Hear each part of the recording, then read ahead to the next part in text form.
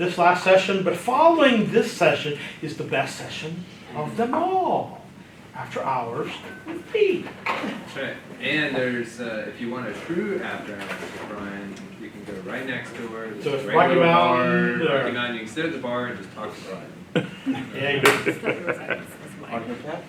On The what? Brian's tab. That's right. Right? Yes. Absolutely. Yes. Absolutely. There you go. Hey, okay. All right, It's 5 o'clock somewhere. we wanted to be very intentional about today. So we started out with things you've already done, and then we shifted to either things you're just about to do or things you're having trouble with. Now we're going to talk about what's next. Okay. So as we're transitioning into that, the first thing we want to do is a quick check-in on what you thought you were going to be doing next. And give you the opportunity to spend a brief amount of time reevaluating where you're at versus where you thought you would be at on October 11th-ish, 2023. So the first question is, when we ended our summer together, we asked all of y'all to send us an idea of your pacing guide, you know, kind of thinking about how far you would get with things, where you would be, that kind of stuff. So we want to check in on that now.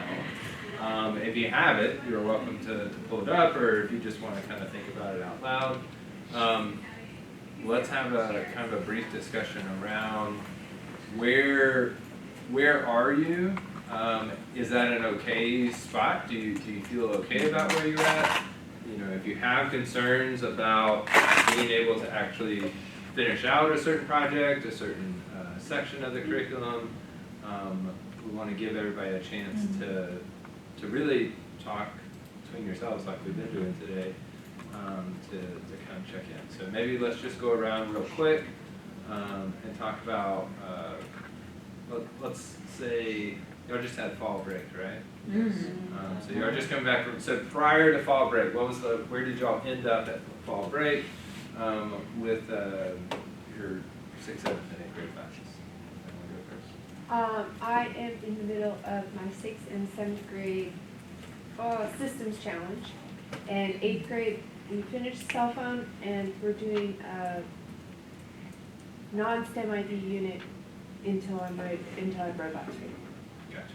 You feel good about that? You feel like I don't think I'm going to get all of the 8th grade curriculum done. I'll try to, but I'll see how far I get.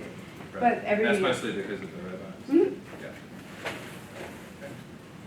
Matt? I mean, I'm beginning the second challenges with most classes this week. Some have already started. I know I'm behind, not as far behind as I thought when I just looked at the calendar, but I do feel like I'll end up having to shave off pieces from this section to make sure I have enough time for the final design challenges. So, I'm killing it with 7th grade. I just finished the systems challenge on them. So, they're doing great.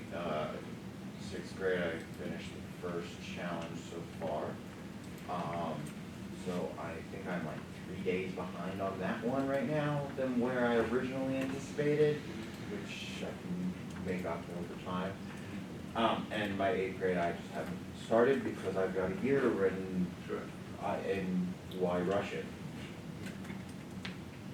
Do you know, I guess it's just you and one other person, when y'all get to the end of the year, how many weeks do y'all lose to other things? Like in May, is there any time that you're going to lose to students getting pulled for makeup credits, testing, any of that kind of stuff? What do you think, Miss Killian? How I know it's hard to anticipate, but for those of you that have taught this before, or We sporadically lose students all year long. It is not saved for May. it is not safe for me. Okay. Yeah. Okay. All right. So sporadic. So that's not necessarily. I mean, it's never fun to lose, but that's not necessarily bad. Okay. Okay. All right. Next. Somebody said earlier in the day, if you don't know what you don't know, but like if you, I know how I feel right now, but I wish it was September 1st and not October 12th. Today my kids are at picture day, but also their teacher's out of town. But I feel like I'm just in time and just trying to like look at it and acclimate acclimated. The kids are definitely getting experience this semester, but I'm also trying to gauge their interest and the realities of a 40-minute class. Where do I get out and get going, and then, so not trying to intentionally postpone stuff, but also the whole building. So me studying what we need to do, and then me building the supplies and all that. Trying to take into account some of the things Brian's said about trying to get people to help, but also just knowing if it's me that's gotta do the heavy lifting. But like I shared about the 7th graders, you know, hey, those kids wanted to do, can we draw airplanes? I'm like, heck yeah, let's do it. So I wish I could say, the robots, let's do it. And that might be where we're at in a few months, but just kind of the realities of, but trying to give the kids, they're all getting some experiences. Okay, yeah, and that's the important part. It's being intentional about where your kids are, not necessarily where you said you were going to be on a document. Because sometimes that's really hard in education. You've got standards, you've got deadlines, you've got kids being pulled here and there. Is being able to put the emphasis on what the students need on that day or that week, and where their interests are. I think that was one of my favorite things when I was teaching engineering, was being able to pivot, as we were saying earlier, just because the kids got really into this thing, and I'm like, I'm not going to move off this thing because I need to go on to something else, but because of the nature of what we teach, you have the flexibility to do that, and then get to some of the other content as well. Right. You too, right? I can go. For 6th and 7th, I'm about 2 lessons into systems challenges, and then for 8th, we're actually just finishing the systems challenge, ready to start investigation. So I was very happy with this. Okay. I'm teaching computer science. Oh, that's right. Cool. So thinking about now where you thought you were going to be, where you're going, let's kind of, if we could encompass between now and let's say Thanksgiving, where would you like to be by the next time? I assume that's your next big kind of break. Where would you like to be by that point, in order to feel like you're going to be able to get to our lovely Jeff Rosen's statement here, which is the thing that we emphasize a lot, which is all about the design challenge. And so making sure that if you're going to shave time, if you need to cut out some projects, if you need to move some things around, spend a little bit less time on activities, this is actually a really good point to kind of make that decision, honestly, because you want to be able to spend time on the design challenge and let the students have that culminating activity and experience. So are there things within the coming about 4 weeks, 5 weeks or so that you feel like you'd like to talk about, look through, get feedback on, just to kind of check in and see where you want to be? I know on the robot, we talk about getting to the design challenge for the robot, so we were just talking about it. The gate activity, the only function or the purpose of the gate is to figure out the 2-1 leg positioning. So that could be taken out. You could just tell the kids or show a video on a bug from the crab lab. It's like, see, cockroaches, this is the most stable. 3 points on a plane, defines, I don't know what the mathematical phrase is, but 3 points defines a plane. So that's why I have 2 and 1 and whatever, and move on directly to the friction challenge, which is really what you need to, you have to do the friction challenge before you can get to the design challenge. So if you had to cut something out of the robot, the gate would be it. I wonder if, you know how at the design challenge, they're supposed to make the legs, they're supposed to come up with their own design for their legs. And then it takes time to print them out and hopefully have them to test. So maybe while they're printing, put the gate at the end instead of at the beginning, so they can still have that experience. It doesn't, it's just a That's a suggestion. possibility. That's why I was. That could be, that would be more of a reinforcement Mhm. activity, not a discovery Right. activity. Yeah, I was just the time it takes to print everything, give it to them, test them, let them iterate, hopefully. It's like you have to have all, like, another assignment going on at the same time, so that So, crowd doesn't go crazy. Brian, you left me a giant container full of legs. Like, literally a giant container worth of legs. Would it be helpful for us to like share those legs around the room? Sadly, no, because those legs were printed, designed and printed for the EV3, and they are shorter than the legs for the Insectivi. But if I get my EV3s up and running, might I steal legs? But they're Giant bucket of legs. Bucket of legs! I have some Not kidding, EV3s, it's this, if you want this them. deep of legs. Yeah, if I can get it to work, for sure, because I have the software, I just realized it's on my desktop, like it's on here right now. So if I can get them up and running, we might do that, because I know, especially my 8th graders, a demo's not gonna Yeah, keep their and they're attention. built, most of them are built. Oh, It's really? just, there's a couple that batteries are dead, but I didn't have the program to put in them. So Okay. the brain still works, it just, we'll talk later. Yeah, for sure. Yeah, save that for time, after hours, and Yes. I can give you some more After. details for the EV3s. All right, so we talked a little bit about 8th grade. What about 6th grade? You know, to get to where we need to be in 6th grade, where are we've talked about where we are.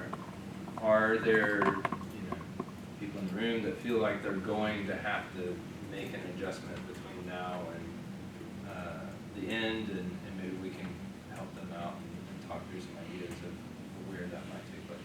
That one's the one I'm the most nervous about. Sure. Well, let's start there. If I keep these at the lowest end of the days, then that basically gives us 18 days to get to the design challenge, which is probably enough time.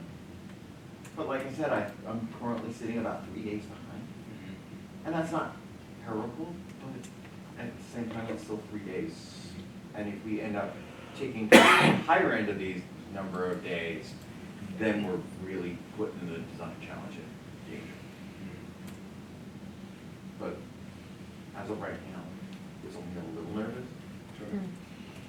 So do you feel like you're at a point where you want to start making plans for like what you might not do or what you might spend less time on, or is that coming up? I haven't decided. I haven't decided to cut anything yet. Right. But if things start creeping towards the higher end of your day estimates, that's when cutting has to become a possibility. I think you also have to understand, like, are you counting the days on the calendar, or are you talking actual available days? Because like that last week, Yeah, it's like, basically. you nothing. can't teach new Yes. content in the last week, because your Mhm. grades are due. Mm-hmm. So it's like you have to fit that in. And then like the days that we were talking about the other day, right? Yep. Like you can't count Halloween, because you won't have half the kids in your class. You Oh, can't yeah. count the volleyball day, you can't count the pep rally day, like, so don't count, you can't count the days on the calendar, I guess is what I'm Yeah. saying. Yeah. Yeah, the 6th grade, the 6th grade challenge, design challenge is the new end effector on the catapult. So if you're thinking about cutting something, to me, they need to know how to do the catapult. So the beginning part, learning how to make the catapult work and fire and stuff, that's important. But then designing the game, targeting, and that would be the part, because I need the catapult information to do the design challenge. Okay. So if you're gonna have, if you have to cut something to get to the design challenge in time, that might be where I would cut it, cover the beginning part, of the catapult game stuff, so they know how to use it and so on. But into the art, creating your game board and stuff, Yeah, I that, mean, I that wanna would do the be, data portion, cause that's my strength. so that way they'll learn how to use a catapult, because they need to know for the design challenge. But the other part, like the designing your game board, your point board, and what's your big prize and what's your small prize and stuff. That, while it is important, if the goal is to get to design challenge, that might be a place that I would cut. I And wonder that could if, be a fun, like, enrichment thing to do during that last week, or maybe it's not a graded thing, but it's just them being creative. And I think it was you, one of y'all were talking about, like, you got these trophies that you could repurpose, like, that might be something fun, like, let them give a trophy for the most creative game Most board choice design, ones. and, you know, the last 2 days, it's, you know, setting up the catapults and letting them play these games and give out prizes that they identify. Like, you could still have it as a component of it, but maybe moving it all the way to the end as an ungraded, just, we're gonna do this for fun, give out prizes, you know, name tag, trophy, whatever kind of thing. With High the fives, common that kind of final, stuff. you'll have to build in, review days, Review days, yes. so there go more days. Mm-hmm. So, yeah, that's for sixth grade, that's, you know, yeah. Did y'all talk about seventh grade already? No, it's just starting back, cause you had brought up about Yeah, we're the doing robot grade piece, so we were assessments going on to system. Now. Okay. Alright, are there any questions, concerns about sixth grade or eighth grade for those of you that are teaching it, besides the robot? No. eighth grade, you said the part we would cut would be the gate, Gate. Yes. gate challenge. Because the purpose of the gate challenge is to discover that the 3-2-1 Yes, arrangement is the most efficient. right, so we, Which you if can- we have to cut if anything, you have- that would be what That we would be, cut. I would cut that. Yeah, or at least you could just demo it, right? You could demo it and show, see, this is the most straight. Mhm. Yeah. And what will be important for us is to let us know, like, if you end up cutting something, let us know. If you end up doing something in different order, let us know, because that may actually show up in our data with your students. May be really interested. You know, we may find that, you know, the gate activity discovery piece, you know, doesn't impact, you know, what they're trying to learn necessarily, as long as you cover it in some capacity. Right. Or we may find that, hey, we thought that this fun little activity of building this game board was like, no big deal, but as it turns out, like, that creates a massive amount of motivation and buy-in for them to do the next thing, or maybe not. So just let us know, you know, if you're pivoting, if you're changing things, and there's gonna be plenty of time, like we And talked about. the We're gonna be place to let coming us out. know is either when we're coming out for check-ins, Yeah, actually both, when we come out to check in with y'all, but also in those enactment surveys, there's a spot to say like anything you adopted. yeah. And then we'll also interview you at the Yeah, end. yeah. So, We'll- you know, we'll you'll have get- multiple times to let us know. So you want us to tell you what we cut at the end of it, so when we go to do the survey, Mhm. at the end of it, we'll tell you Of what we each cut. challenge, yeah. Okay. Yep. So like, when I did my survey for 7 systems challenge, I ended up not doing them to present in front of the class. I had them just build the PowerPoint presentation with all their metrics and numbers in it. Mhm. And I specifically called that out in my survey. So that's the kind of stuff you would want, Yeah, right? yeah, that's exactly what makes sense. All right, seventh grade.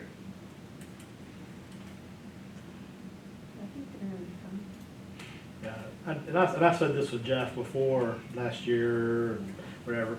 If you're gonna cut something out of, or rearrange, the first, third, and fourth parts flow together, in my opinion. That would be the interior seating design part. The price of a plane ticket based on first class, second class, and having to design the furniture and stuff. We moved it to the end, after the design challenge, because first is the data challenge where they're flying the planes, collecting data about planes. then they're drawing the planes and the wings, then they're making the wing. So 1, 3, and 5, in my opinion, flowed better. Similarity, consistency, whatever. And that's typically how we did it, or I did it, was 1, 3, 5, and then we did the interior design at the end. So that would be my place if I was gonna cut something or rearrange something. That might be it.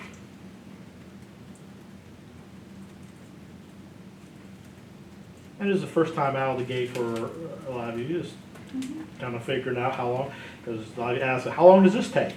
It's like, well, like the robot. Since these are different robots, I really can't tell you how long it's going to take to do these robot investigations. But that'll be something great to share at the end to say, hey, this robot activity took this long. So we could have a kind of an idea on, running times and stuff. So just to, I guess, clarify, so you're saying, for example, like the design of your fuselage is like supposed to take like 170 minutes. So if that's something that we Design the fuselage, design the wing. is system. No, System Challenge is designing the fuselage. Okay, design your fuselage, that's the That's the- interior yes. design. Right. Yes, okay, Yeah. I got, I'm sorry. No, it's okay. I just so that's what you're saying. You could wait till the end if we're behind. Because that's like, gosh, for me that's like 4 to 5 classes. So I was worried 'cause I'm very behind. Well, I'm 8 days behind, I guess, for 7th grade. So cutting that would actually get me pretty caught up. So even saving that for the very end. It's a fun activity and really enlightens the kids on ticket cost and planes and zones and planes and stuff. That it's like it's a good activity, but I always put it at the end. Okay. And just like we were talking about with 6th grade, like, even if that means it becomes something that's ungraded and is for fun and has some kind of incentive or reward attached to it, that's more on the creative side of it. We, for a whole another project, we did a similar hands-on activity where you take a plastic container like this, but much, much smaller than this one, well, like that one over there. And you use the lid of it, so you flip this over, and then the lid becomes the floor of your plane. And then this is actually like a 3D view, like if you could look inside the plane itself, and we would have them actually build physical models of the plane itself. So they would take cardboard and paper, they make little chairs, I'd have them draw windows, where the placement of them was and that kind of stuff. So it was a little bit more emphasis on the creative side, and it was less emphasis on what this is about, which is, like the seat costs and calculating things. Because when we built that, we built it in partnership with a company in Savannah called Gulfstream, if you've heard of them. So Gulfstream is the largest manufacturer in Georgia currently. They will unseat them in a few years. But they're the largest manufacturing employer in Georgia.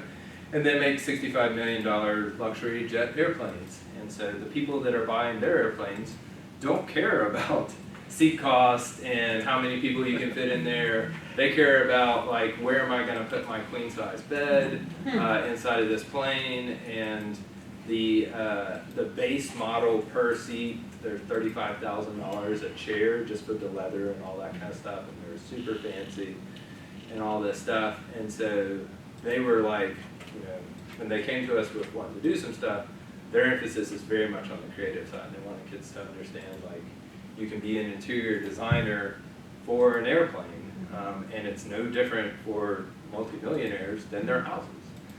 So it's a fun way to kind of differentiate it, to go from doing it as a CAD model, or doing it as a spreadsheet, or doing a floor plan designer. You can make it into a physical model by using clear plastic containers and putting the emphasis on the creative side. And then they got a fun thing, it displays really well, and it still gets a lot of the same points and those kinds of stuff across. And we wrote it for middle school students. Is that something beyond the scope of this, or would you be able to share some of that with us? Oh, I can share all of it with you. It has nothing to do with this curriculum, but if you're looking for a way to take that particular project and do something different that still meets some of the same standards, but is more craft-based and more creative-based, I can send that out, Thank you. for sure.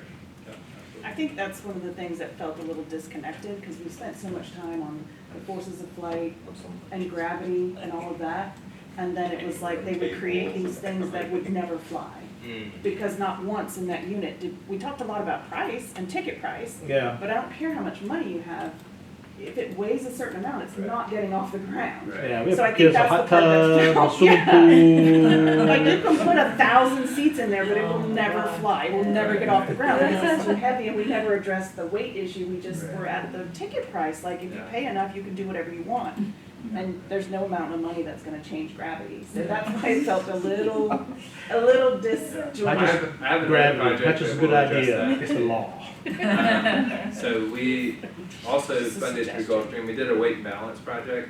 That would be very cool. And use a meter stick and washers, 5 medium-sized binder clips, and 4 or 5 round pencils, they gotta be round. And then something to kind of set it up. And so what you do is you take your meter stick and you set and you create, it's for a single engine fixed wing plane basically. Because when you fly small planes, weight and balance, you have to do that like right then and there.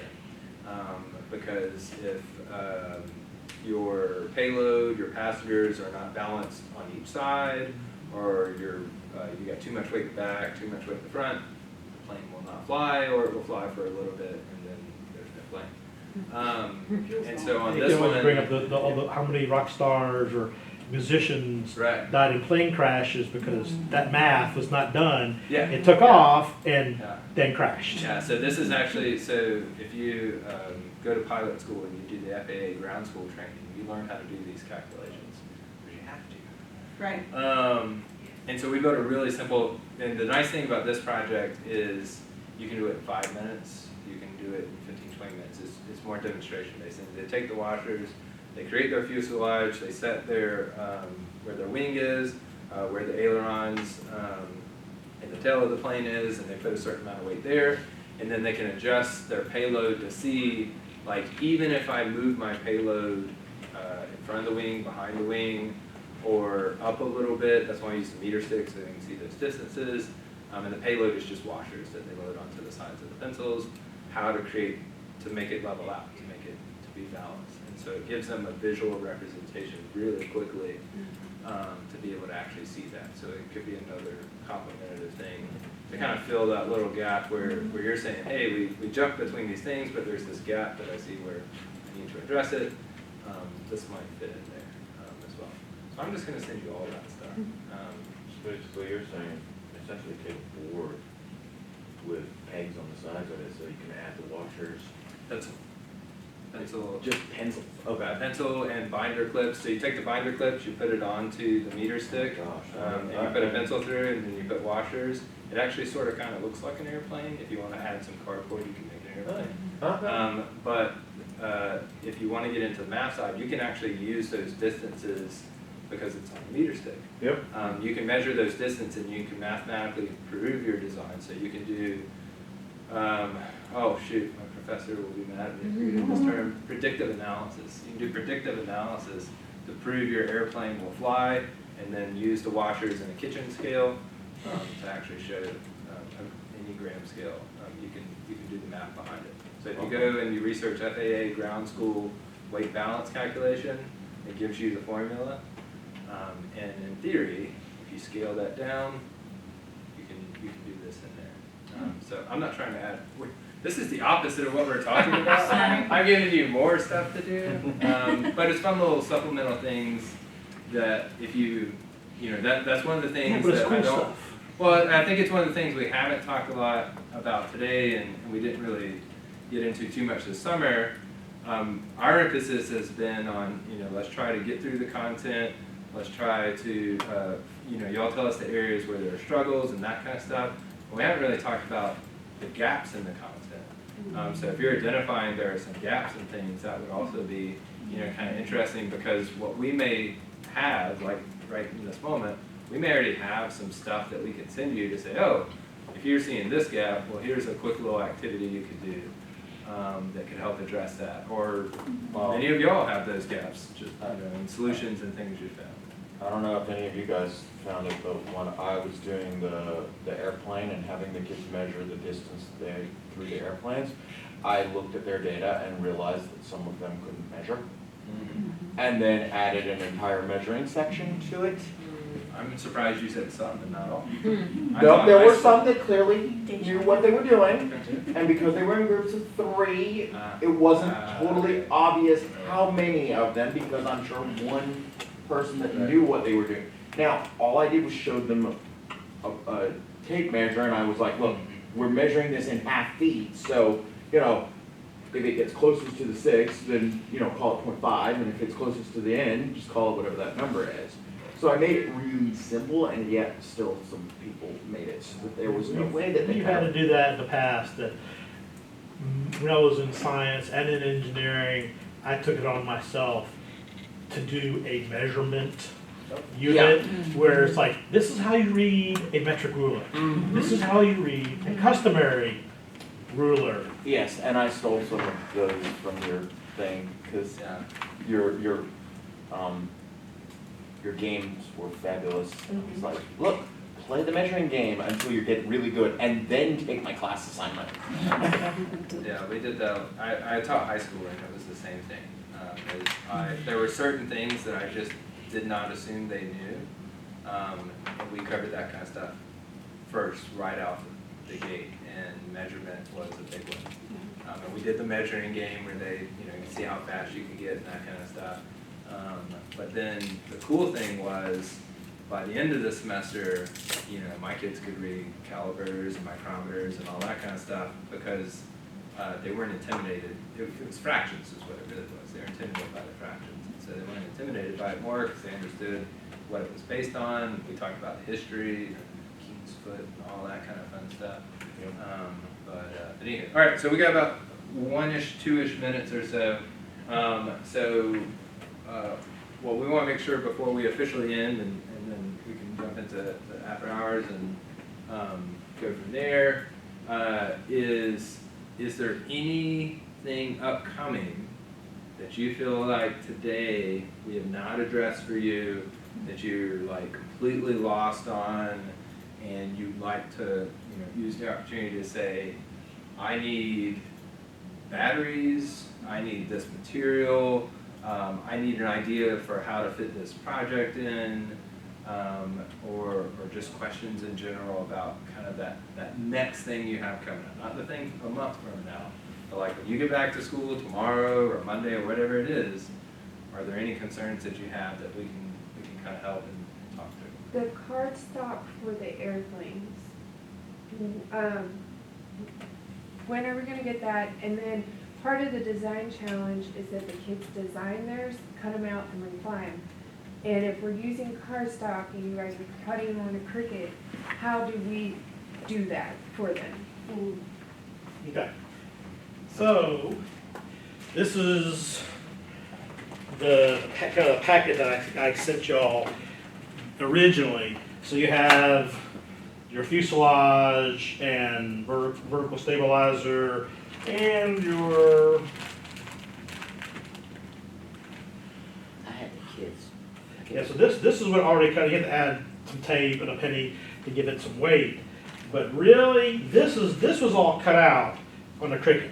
Yeah. But when they make their new design, Oh, they'll cut it out by hand. they can just cut it out by hand. Yes.